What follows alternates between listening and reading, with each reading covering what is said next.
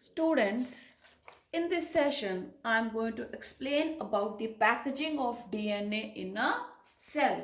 Now, as we know that in prokaryotes like Escherichia coli, E. coli, a well-developed nucleus is absent. Rather, we can say that the prokaryotes they have a nucleoid, right? So the DNA ਜਿਹੜਾ ਉਹਨਾਂ ਦੇ ਵਿੱਚ DNA ਹੁੰਦਾ ਹੈ prokaryotes ਦੇ ਵਿੱਚ it does not appear in unfolded scattered form. ਠੀਕ ਹੈ, unfolded ਜਾਂ scattered ਨਹੀਂ ਪਿਆ. ਠੀਕ ਹੈ, it's a small short DNA which lies inside the nucleoid and it is folded with the help of RNAs to form a supercoiled complex loop. But this packaging is different in eukaryotes. In eukaryotes, DNA is ਜਿਹੜਾ ਹੈ present inside the nucleus, right? And we are going to discuss about the packaging of the DNA in a cell, in a eukaryotic cell. Now, bete, as we know that the length of the DNA double helix is about 2.2 meters. DNA ਇੰਨਾ ਲੰਬਾ ਹੁੰਦਾ ਹੈ 2.2 meters ਜਿਹੜਾ ਉਹਦਾ helix ਹੈ DNA ਦਾ, ਠੀਕ ਹੈ. Now 2 meters of DNA. Can you fit 2 meters long DNA in a tiny teeny cell? And that cell which you cannot even see. Right, ਕੀ ਇੰਨਾ ਲੰਬਾ ਡੀਐਨਏ ਇੱਕ ਛੋਟੇ ਜਿਹੇ ਸੈੱਲ 'ਚ ਕਿਵੇਂ ਫਿੱਟ ਕੀਤਾ ਹੈ? ਹੋ ਸਕਦਾ ਹੈ, ਠੀਕ ਹੈ. ਸੋ ਬੇਟੇ the DNA needs a special packaging. ਇੱਕ ਸਪੈਸ਼ਲ ਪੈਕੇਜਿੰਗ ਹੈ, ਇੱਕ ਸਪੈਸ਼ਲ ਤਰੀਕਾ ਹੈ ਜਿਹਦੇ ਨਾਲ DNA is packed inside the nucleus. So that packaging we are going to discuss over here. I'm going to explain about the special packaging. So let's first talk about the eukaryotic chromosome. Now you all are familiar that a chromosome it consists of a DNA and proteins, and in eukaryotes the chromosome comprises of more than 50% of the proteins and DNA is about 40%. And DNA is made up of a pentose sugar, a deoxyribose sugar, nitrogenous bases, and a phosphate group. Now here I have underlined the phosphate group because I am going to explain about the phosphate here. Now phosphate H3PO4. Phosphate ਜਿਹੜਾ ਹੈ ਬੇਟੇ it makes the DNA acidic. DNA ਨੂੰ ਇਹ acidic ਬਣਾ ਦਿੰਦਾ ਹੈ, ਠੀਕ ਹੈ. ਤਾਂ ਜਦੋਂ ਇਹ ਐਸਿਡਿਕ ਹੁੰਦਾ ਹੈ ਤਾਂ ਬੇਟੇ ਇਹ ਜਿਹੜੀ ਐਸਿਡਿਟੀ ਹੈ ਇਹਨੂੰ ਨਿਊਟਰਲਾਈਜ਼ ਕਰਨਾ ਪੈਂਦਾ ਹੈ. And acidic DNA is neutralized with the help of special proteins. Special ਤਰ੍ਹਾਂ ਦੇ proteins ਪਏ ਹੈ called histones. ਐਂਡ ਹਿਸਟੋਨਸ ਹੈ ਜਿਹੜੇ ਇਹ ਬੇਸਿਕ ਇਨ ਨੇਚਰ ਹੈ ਤੇ ਇਹ ਜਿਹੜੀ ਡੀਐਨਏ ਦੀ ਐਸਿਡਿਟੀ ਹੈ, ਐਸਿਡਿਕ ਨੇਚਰ ਹੈ due to the presence of a phosphate group, ਉਹਨੂੰ ਜਿਹੜੇ ਸਪੈਸ਼ਲ ਪ੍ਰੋਟੀਨਸ ਹੈ ਹਿਸਟੋਨਸ ਹੈ ਉਹ ਉਹਨੂੰ ਨਿਊਟਰਲਾਈਜ਼ ਕਰ ਦਿੰਦੇ ਆ, ਉਹਨੂੰ ਖਤਮ ਕਰ ਦਿੰਦੇ ਆ because histones are basic in nature, phosphate is acidic in nature. ਠੀਕ ਹੈ, ਇਹ ਦੋਨੋਂ ਜਦੋਂ ਇਕੱਠੇ ਹੁੰਦੇ ਆ ਤਾਂ ਜਿਹੜਾ ਹੈ it is the DNA is neutralized. Now the question is why the histones are ਜਿਹੜੇ ਹੈਗੇ ਆ ਪੋਜ਼ਿਟਿਵਲੀ ਚਾਰਜਡ. ਜਿਹੜਾ ਡੀਐਨਏ ਹੁੰਦਾ ਬਟ ਇਹ ਨੈਗੇਟਿਵਲੀ ਚਾਰਜ ਹੁੰਦਾ, ਜਿਹੜਾ ਹਿਸਟੋਨ ਹੈ these are positively charged because ਆਪਾਂ ਨੂੰ ਪਤਾ ਹੈ ਜਿਹੜੇ ਪ੍ਰੋਟੀਨਸ ਹੈ ਇਹ ਅਮਾਈਨੋ ਐਸਿਡਸ ਦੇ ਬਣਦੇ ਹੈ ਤੇ ਦੋ ਅਮਾਈਨੋ ਐਸਿਡਸ ਹੈ ਜਿਹੜੇ ਰਲ ਕੇ ਹਿਸਟੋਨਸ ਬਣਾਉਂਦੇ ਹੈ, ਲਾਈਸਿਨਸ ਐਂਡ ਆਰਜਿਨਿਨਸ. lysine and arginine. ਜਿਹੜੇ ਲਾइसिन ਤੇ arginine ਹੈ, they carry positive charges on their side chains, right? ਤੇ ਜਿਹੜਾ DNA ਹੈ ਉਹਨੂੰ stabilize ਕਰ ਦਿੰਦੇ ਹੈ, because histones carry positive charge. DNA negative charged है, DNA is stabilized by positively charged histones. Histones ਕੋਲੇ positive charge ਕਿੱਥੋਂ ਆਇਆ? From two amino acids, lysine and arginine.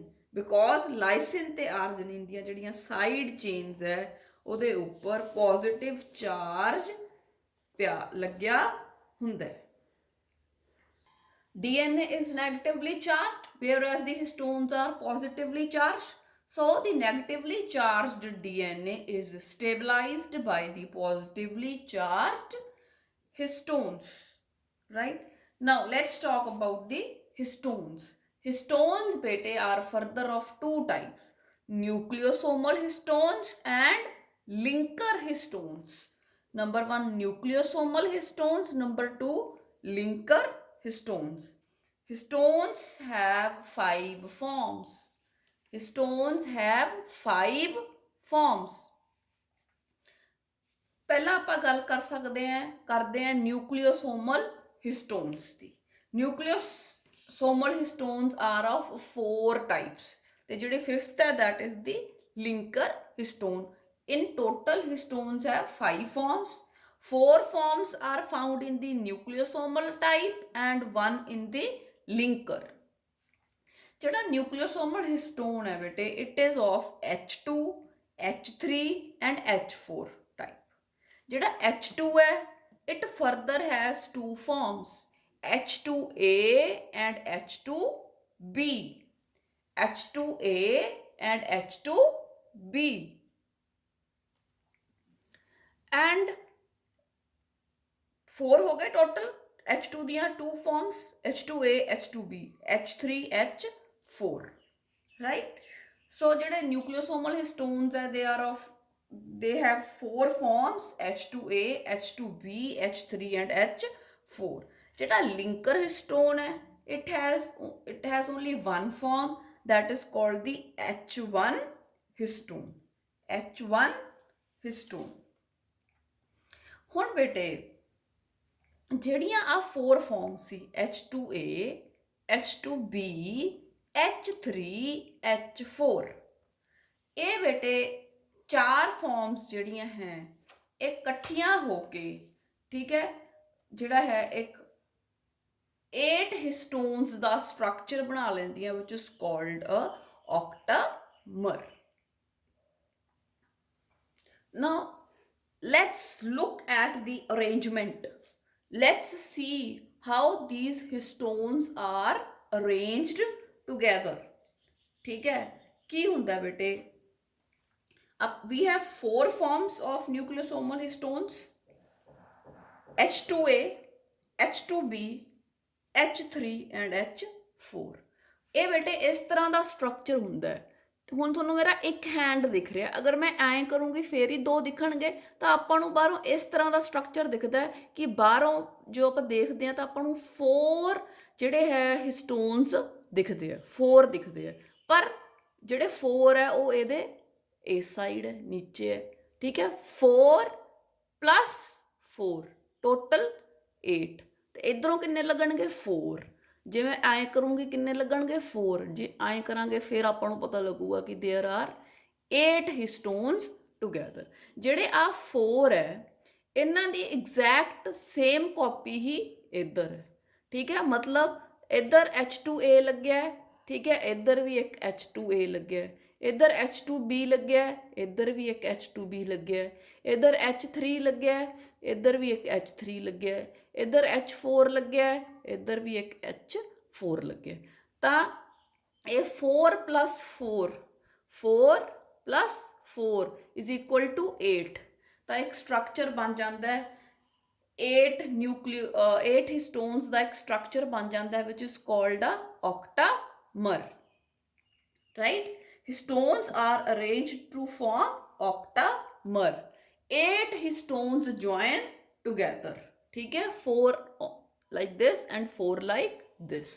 The total कितने हो गए 8. So we call it as a octamer. 8 histones join together to form a octamer. आ देखो 8 हो गए ना, ਆ ਦੇਖੋ 1 H2A H2B H3 H4 4 ਆ ਹੋ ਗਏ ਤੇ 4 ਇਹਨਾਂ ਵਰਗੇ ਸੇਮ ਹੀ ਇੱਧਰ ਹੋ ਗਏ, ਜਿਵੇਂ ਮੈਂ ਆ ਚੀਜ਼ ਦੱਸੀ ਹੈ 4 ਇੱਧਰ ਹੋ ਗਏ ਤੇ 4 ਇੱਧਰ ਹੋ ਗਏ, ਰਾਈਟ, ਟੂ ਫਾਰਮ ਆ octamer.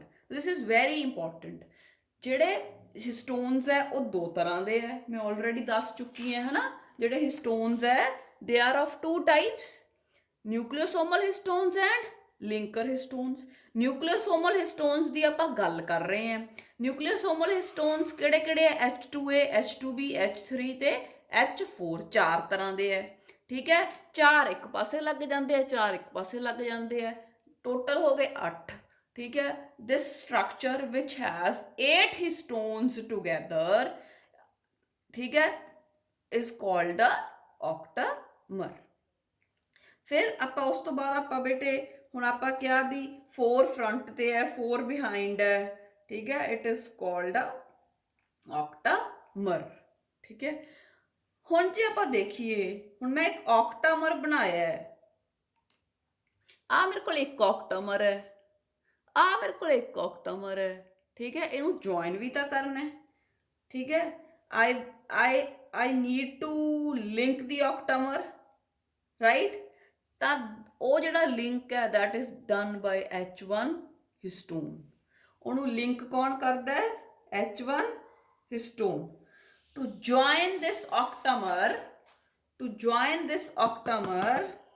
I will use a protein, a histone which is called as H1 histone. ਠੀਕ ਹੈ, H1 ਹਿਸਟੋਨ. ਹੁਣ ਦੇਖੋ ਕੀ ਕੀਤਾ ਬੇਟੇ, ਆ ਜਿਹੜਾ ਸਟਰਕਚਰ ਹੈ ਜਿਹਦੇ ਵਿੱਚ ਅੱਗੇ 8 octamers ਹੈ, ਇਹਨੂੰ ਮੈਂ ਰਿਪਰੈਜ਼ੈਂਟ ਕਰ ਸਕਦੀ ਹਾਂ ਇੱਕ ਸਰਕਲ ਨਾਲ. ਇਸ ਸਰਕਲ ਦਾ ਮਤਲਬ ਹੈ ਕਿ ਇਹਦੇ ਵਿੱਚ 8 ਹਿਸਟੋਨਸ ਹਨ. ਜਿਵੇਂ ਮੈਂ ਆ ਬਣਾਇਆ 4 + 4 8 ਹਿਸਟੋਨਸ ਹੈ, ਇਹਦੇ ਵਿੱਚ ਵੀ ਆ ਪਿੰਕ ਕਲਰ ਦਾ ਸਰਕਲ ਹੈ ਜਿਹੜਾ ਸਟਰਕਚਰ ਹੈ, 8 ਹਿਸਟੋਨਸ ਹੈ. ਇਹਨੂੰ ਜੇ ਆਪਾਂ ਅੰਦਰੋਂ ਦੇਖਾਂਗੇ ਤਾਂ ਇਹ ਇਸ ਤਰ੍ਹਾਂ ਲੱਗੂਗਾ, ਜਿਹਦੇ ਵਿੱਚ ਅੱਗੇ 8 ਹਿਸਟੋਨਸ ਹੈ. ਬਾਹਰੋਂ ਆਪਾਂ ਨੂੰ ਇੱਕ ਸਿੰਗਲ ਆਪਾਂ ਦਿਖਾ ਰਹੇ ਹਾਂ, ਠੀਕ ਹੈ. Again octamer, again octamer, again octamer.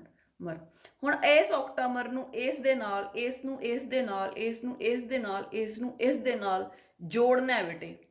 ਜੋੜਨ ਲਈ ਮੈਂ ਜਿਹੜਾ ਹੈ ਸਪੈਸ਼ਲ ਹਿਸਟੋਨ ਜਿਹੜਾ ਹੈ ਲਿੰਕਰ ਹਿਸਟੋਨ H1 ਹਿਸਟੋਨ ਦੀ ਵਰਤੋਂ ਕਰੂੰਗੀ. ਜਿਹੜਾ ਮੈਂ ਗ੍ਰੀਨ ਕਲਰ ਤੇ ਦਿਖਾ ਰਹੀ ਹਾਂ ਇਹ H1 ਹਿਸਟੋਨਸ ਹਨ, ਠੀਕ ਹੈ, which are cylindrical in shape.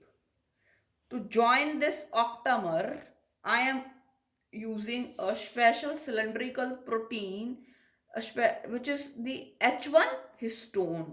ਜਿਹੜਾ H1 ਹਿਸਟੋਨ ਹੈ ਇਹਨੂੰ ਲਿੰਕਰ ਵੀ ਕਹਿੰਦੇ ਆ, ਲਿੰਕਰ ਹਿਸਟੋਨ ਵੀ ਕਹਿੰਦੇ ਆ, because it links the octamer. ਇੱਕ octamer ਨੂੰ ਦੂਜੇ octamer ਨਾਲ, ਦੂਜੇ ਨੂੰ ਤੀਜੇ ਨਾਲ, ਤੀਜੇ ਨੂੰ ਚੌਥੇ ਨਾਲ, ਇਹਨੂੰ ਜੋੜਨ ਲਈ ਜਿਹੜਾ ਸਿਲੰਡਰੀਕਲ ਪ੍ਰੋਟੀਨ ਯੂਜ਼ ਹੋ ਰਿਹਾ ਹੈ that is the histone H1, and it is also called the linker histone because it is called the linker protein because it links the octamer. ठीक है, octamer H1, octamer H1, octamer H1. octamer ਜਿਹੜਾ ਸੀਗਾ ਉਹ 8 ਹਿਸਟੋਨਸ ਦਾ ਬਣਿਆ ਸੀ, ਠੀਕ ਹੈ. ਤੇ ਜਿਹੜਾ ਆਪਾਂ ਟੋਟਲ ਕਿਹਾ 5 ਫਾਰਮਸ ਹੈ ਹਿਸਟੋਨ ਦੀਆਂ, 4 ਫਾਰਮਸ ਹੈ ਜਿਹੜੀਆਂ ਉਹ ਤਾਂ ਪਾਈਆਂ ਜਾਂਦੀਆਂ octamer ਦੇ ਵਿੱਚ. ਜਿਹੜੀ ਇੱਕ ਰਹਿ ਗਈ ਉਹ ਲਿੰਕਰ ਹਿਸਟੋਨ ਦਾ ਕੰਮ ਕਰਦੀ ਹੈ, ਲਿੰਕਰ ਪ੍ਰੋਟੀਨ ਦਾ ਕੰਮ ਕਰਦੀ ਹੈ, ਇਹਨਾਂ ਨੂੰ ਆਪਸ ਦੇ ਵਿੱਚ ਜੋੜਦੀ ਹੈ. I hope this much is clear. ਹੁਣ ਬੇਟੇ ਉਸ ਤੋਂ ਬਾਅਦ ਕੀ ਹੁੰਦਾ ਦੇਖੋ, ਜਿਵੇਂ ਮੈਂ ਦੱਸਿਆ ਇਹਦੇ ਵਿੱਚ 4 ਆ ਵਾਲੇ ਹਿਸਟੋਨਸ ਪਏ ਹੈ ਤੇ 4 ਆ ਵਾਲੇ ਹਿਸਟੋਨਸ ਪਏ ਹੈ, ਰਾਈਟ। ਤਾਂ ਟੋਟਲ ਕਿੰਨੇ ਹੋ ਗਏ ਆਪਣੇ ਕੋਲੇ 8, and they are linked with a special protein called the linker histone। ਫਿਰ ਉਸ ਤੋਂ ਬਾਅਦ ਬੇਟੇ ਕੀ ਹੁੰਦਾ ਹੈ, ਜਿਹੜਾ ਡੀਐਨਏ ਦਾ ਫਾਈਬਰ ਹੁੰਦਾ ਹੈ ਉਹ ਆਉਂਦਾ ਹੈ, ਠੀਕ ਹੈ, ਐਂ ਉਹ ਅੱਗੇ ਪਾਸ ਹੁੰਦਾ ਹੈ, ਠੀਕ ਹੈ, ਇੱਕ ਕੰਪਲੀਟ ਇੱਦਾਂ ਆਉਂਦਾ ਹੈ, ਠੀਕ ਹੈ, ਇਸ ਤਰ੍ਹਾਂ ਆਇਆ, ਇਸ ਤਰ੍ਹਾਂ ਆਇਆ ਆਇਆ ਫਿਰ ਵਾਪਸ ਆਇਆ, ਇਸ ਤਰ੍ਹਾਂ ਆਇਆ ਫਿਰ ਵਾਪਸ ਇੱਦਾਂ ਆਉਂਦਾ, ਇੱਕ ਕੰਪਲੀਟ ਟਰਨ ਲੈਂਦਾ ਫਿਰ ਇੱਕ ਹਾਫ ਟਰਨ ਲੈਂਦਾ, ਇੱਦਾਂ ਆਇਆ ਇੱਕ ਕੰਪਲੀਟ ਟਰਨ ਲਈ ਇੱਕ ਹਾਫ ਟਰਨ ਲਈ, ਇੱਦਾਂ ਆਇਆ ਇੱਕ ਕੰਪਲੀਟ ਟਰਨ ਲਈ ਇੱਕ ਹਾਫ ਟਰਨ ਲਈ, ਇੱਦਾਂ ਆਇਆ ਇੱਕ ਕੰਪਲੀਟ ਟਰਨ ਲਈ ਇੱਕ ਹਾਫ ਟਰਨ ਲਈ।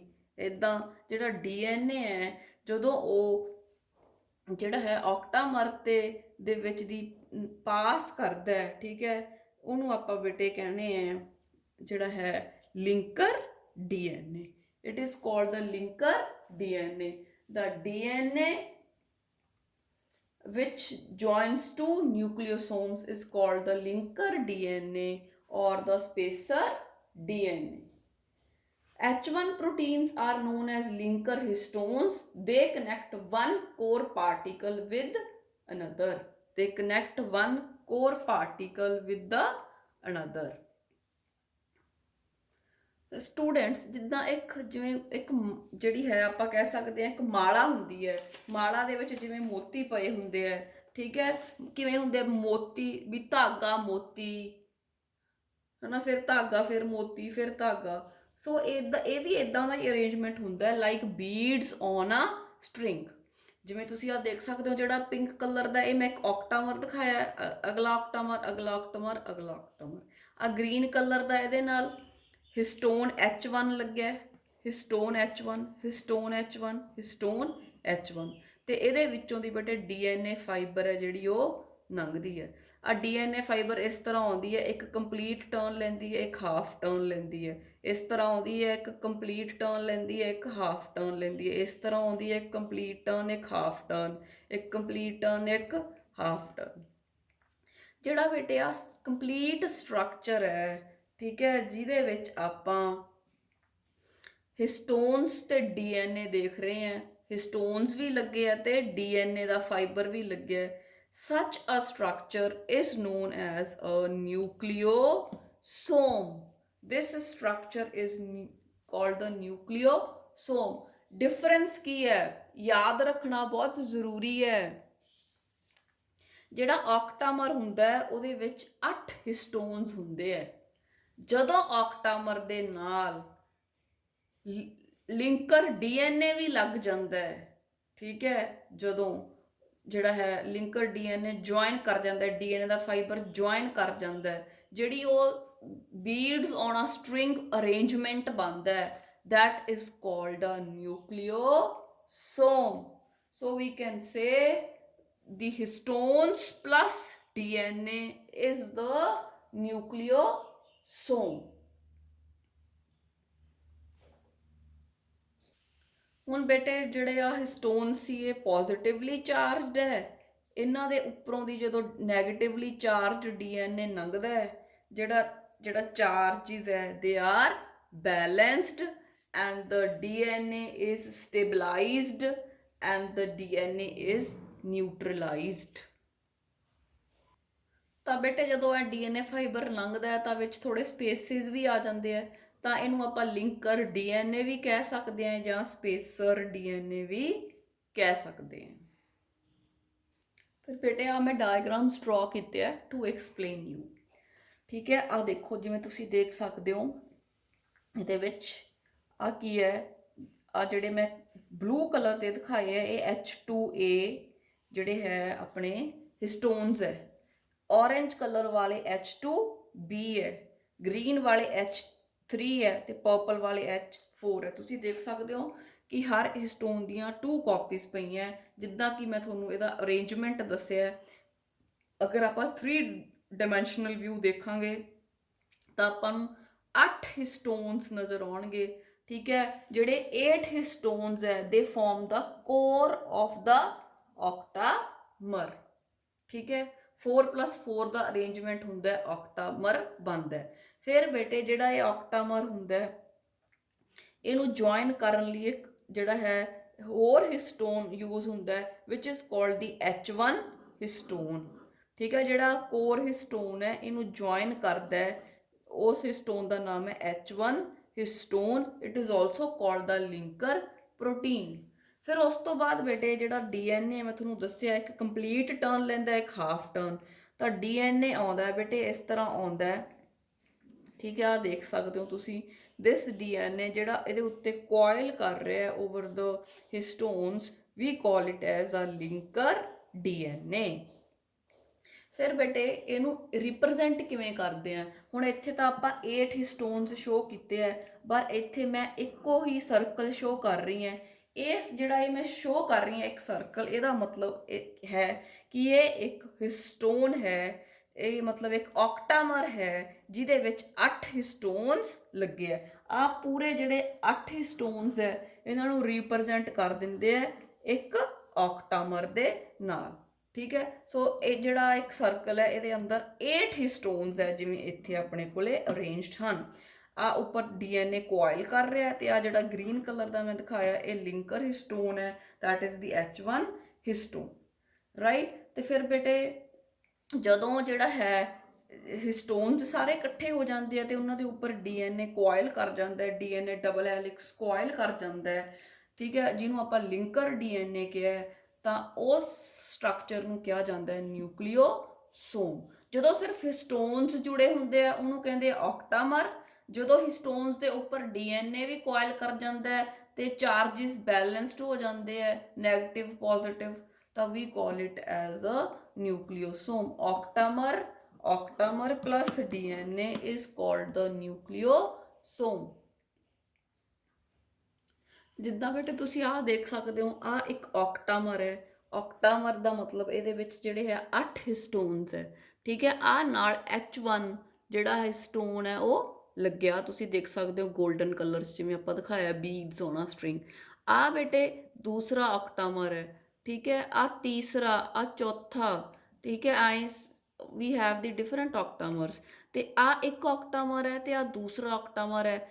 ਜਿਹੜਾ ਰੈੱਡ ਕਲਰ ਦਾ ਥਰੈਡ ਹੈ ਜਿਹੜਾ ਇੱਕ octamer ਨੂੰ ਦੂਸਰੇ octamer ਨਾਲ ਜੁਆਇਨ ਕਰ ਰਿਹਾ, ਦਿਸ ਇਜ਼ ਅ ਫਾਈਬਰ ਹੈ ਜਿਹਨੂੰ ਆਪਾਂ ਕਿਹਾ DNA ਫਾਈਬਰ, ਠੀਕ ਹੈ। This is called the linker DNA। Linker DNA ਮਤਲਬ ਜਿਹੜਾ ਆ ਰੈੱਡ ਕਲਰ ਦਾ ਜਿਹੜਾ ਹੈਗਾ octamer ਹੈ, ਆ ਜਿਹੜਾ ਬਲੂ ਕਲਰ ਦਾ ਦੂਸਰਾ octamer ਹੈ, ਇਹਨੂੰ ਜਿਹੜਾ ਫਾਈਬਰ ਜਿਹੜਾ ਕ੍ਰੋਮੈਟਿਨ ਫਾਈਬਰ ਜੁਆਇਨ ਕਰ ਰਿਹਾ, that is called the DNA linker DNA, ठीक है। So this appears like a arrangement like a beads on a string, ठीक है। bead thread bead thread bead thread bead thread like this। ਆ ਬੇਟੇ ਮੈਂ ਅੱਗੇ ਪੈਕੇਜਿੰਗ ਦਿਖਾਈ ਹੈ।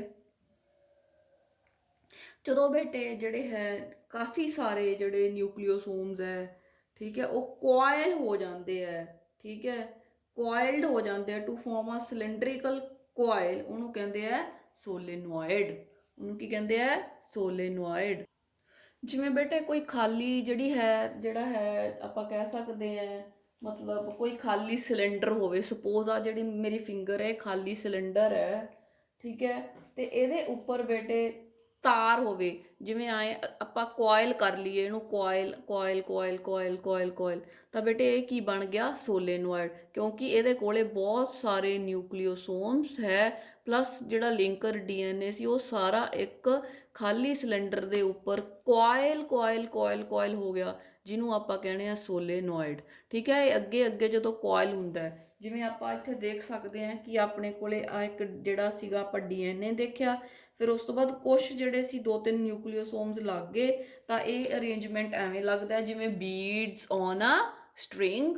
ਫਿਰ ਉਸ ਤੋਂ ਬਾਅਦ ਬੇਟੇ ਜਦੋਂ ਬਹੁਤ ਸਾਰੇ ਨਿਊਕਲੀਓਸੋਮਸ ਹੈ ਜਿਹੜੇ ਇੱਕ ਖਾਲੀ ਸਿਲੰਡਰ ਦੇ ਦੁਆਲੇ ਕੋਇਲ ਹੋ ਜਾਂਦੇ ਆ, ਇਸ ਸਟਰਕਚਰ ਨੂੰ ਬੇਟੇ ਕਿਹਾ ਜਾਂਦਾ ਹੈ ਸੋਲੇਨੋਇਡ। ਤੇ ਜਿਹੜਾ ਸੋਲੇਨੋਇਡ ਹੁੰਦਾ ਉਹਦਾ ਡਾਇਆਮੀਟਰ ਹੁੰਦਾ 30 ਨੈਨੋਮੀਟਰ। ਨੈਨੋਮੀਟਰਸ। ਉਸ ਤੋਂ ਬਾਅਦ ਬੇਟੇ ਜਦੋਂ ਆਪਾਂ ਵੀ ਕੋਇਲਿੰਗ ਹੋਰ ਕੰਪਲੈਕਸ ਹੋਰ ਕੰਪਲੈਕਸ ਕੋਇਲਿੰਗ ਉੱਤੋਂ ਦੀ ਹੁੰਦੀ ਜਾਂਦੀ ਹੈ ਤਾਂ ਆਪਣੇ ਕੋਲੇ ਬੇਟੇ ਹੋਰ ਕੰਡੈਂਸਡ ਸਟਰਕਚਰ ਆ ਜਾਂਦਾ ਹੈ। ਤਾਂ ਉਸ ਤੋਂ ਬਾਅਦ ਬੇਟੇ ਜਦੋਂ ਇਹ ਬਹੁਤ ਸਾਰੀ ਕੋਇਲਿੰਗ ਹੋ ਜਾਂਦੀ ਹੈ ਤਾਂ ਇੱਕ ਜਿਹੜਾ ਕ੍ਰੋਮੋਸੋਮ ਹੈ ਉਹ ਬਣ ਜਾਂਦਾ ਹੈ। ਠੀਕ ਹੈ, ਜਿਵੇਂ ਆਪਣੇ ਕੋਲੇ ਆ ਜਿਹੜਾ ਕ੍ਰੋਮੋਸੋਮ ਹੈ ਇੱਕ ਮੈਟਾਫੇਸ ਕ੍ਰੋਮੋਸੋਮ ਦਿਖਾਇਆ ਹੈ। ਠੀਕ ਹੈ, ਜਿਹੜਾ ਕਿ ਪੂਰਾ ਕੰਪਲੈਕਸ ਜਿਹੜਾ ਹੈ ਸਟਰਕਚਰ ਹੁੰਦਾ ਹੈ, ਕਿਉਂਕਿ ਕ੍ਰੋਮੋਸੋਮਸ ਕਾਫੀ ਕੰਡੈਂਸਡ ਹੋ ਚੁੱਕੇ ਹੁੰਦੇ ਆ ਤੇ ਜਿਹੜਾ ਹੈ ਇਦਾਂ ਦੀ ਜਿਹੜੀ ਅਪੀਅਰੈਂਸ ਹੈ ਉਹ ਆਉਂਦੀ ਹੈ। ਜਿਹੜਾ ਸੋਲੇਨੋਇਡ ਹੈ ਬੇਟੇ ਉਹ ਵੀ ਫਰਦਰ ਕੋਇਲਡ ਹੁੰਦਾ ਰਹਿੰਦਾ ਹੈ। ਠੀਕ ਹੈ, ਤੇ ਉਸ ਤੋਂ ਬਾਅਦ ਅੱਗੇ ਅੱਗੇ ਕੋਇਲਿੰਗ ਹੁੰਦੀ ਹੈ ਐਂਡ ਜਿਹੜਾ ਮੈਟਾਫੇਸ ਕ੍ਰੋਮੋਸੋਮ ਹੁੰਦਾ ਉਹਦੀ ਜਿਹੜਾ ਡਾਇਆਮੀਟਰ ਹੁੰਦਾ ਉਹ 1400 ਨੈਨੋਮੀਟਰ ਹੋ ਜਾਂਦਾ। ਜਿਹੜਾ ਸੋਲੇਨੋਇਡ ਹੁੰਦਾ ਉਹਦਾ ਡਾਇਆਮੀਟਰ 30 ਨੈਨੋਮੀਟਰ ਹੁੰਦਾ। ਉਸ ਤੋਂ ਬਾਅਦ ਜਿਵੇਂ ਅੱਗੇ ਕੰਡੈਂਸੇਸ਼ਨ ਹੁੰਦੀ ਹੈ, ਕੰਡੈਂਸਡ ਹੁੰਦੇ ਆ, ਇਹਨਾਂ ਦਾ 700 ਨੈਨੋਮੀਟਰ ਸੀ। ਤੇ ਜਿਹੜਾ ਇੱਕ ਮੈਟਾਫਿਜ਼ਿਕ ਕ੍ਰੋਮੋਸੋਮ ਹੈ ਪੂਰਾ ਉਹਦਾ ਜਿਹੜਾ ਡਾਇਆਮੀਟਰ ਉਹ ਬੇਟੇ 1400 ਨੈਨੋਮੀਟਰਸ ਹੁੰਦਾ। ਠੀਕ ਹੈ, ਪਹਿਲਾਂ ਸਿੰਪਲ ਹੈਲਿਕ ਫਾਰਮ 'ਚ ਦਿਖਾਇਆ ਹੋਇਆ, ਉਸ ਤੋਂ ਬਾਅਦ ਉਹਦੀ ਉਹ ਐਂ ਲੱਗਦਾ ਜਿਵੇਂ ਬੀਡਸ ਔਨ ਅ ਸਟ੍ਰਿੰਗ। ਫਿਰ ਹੋਰ ਕੋਇਲਿੰਗ ਹੁੰਦੀ ਹੈ that is called a solenoid. ਫਿਰ ਬਹੁਤ ਜ਼ਿਆਦਾ ਕੋਇਲਿੰਗ ਹੋ ਕੇ ਕੰਡੈਂਸਡ ਹੋ ਜਾਂਦੇ ਹੈ ਤੇ ਉਸ ਤੋਂ ਬਾਅਦ ਇੱਕ ਕ੍ਰੋਮੋਸੋਮ ਜਿਹੜਾ ਹੈ ਉਹ ਦਿਖਾਇਆ ਗਿਆ, right.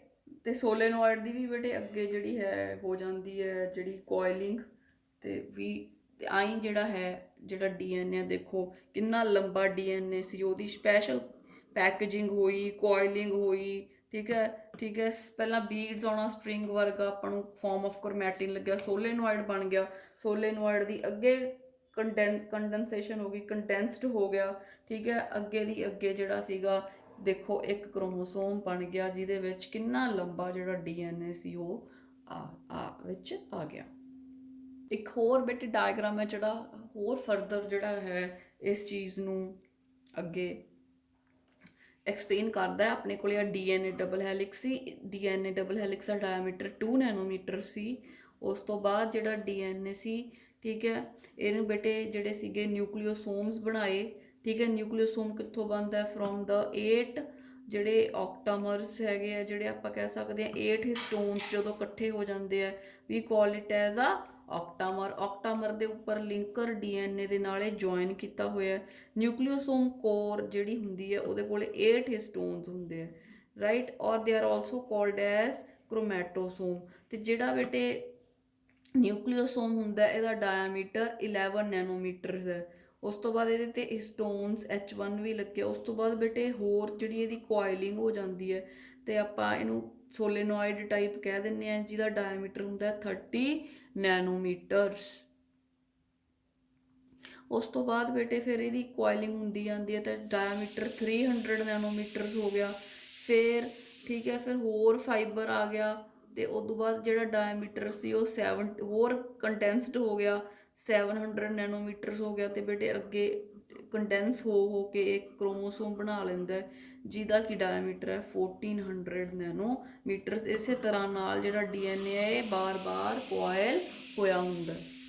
So this is all about the packaging of the DNA, and there are different levels of packaging in the eukaryotic chromosomes in the eukaryotes.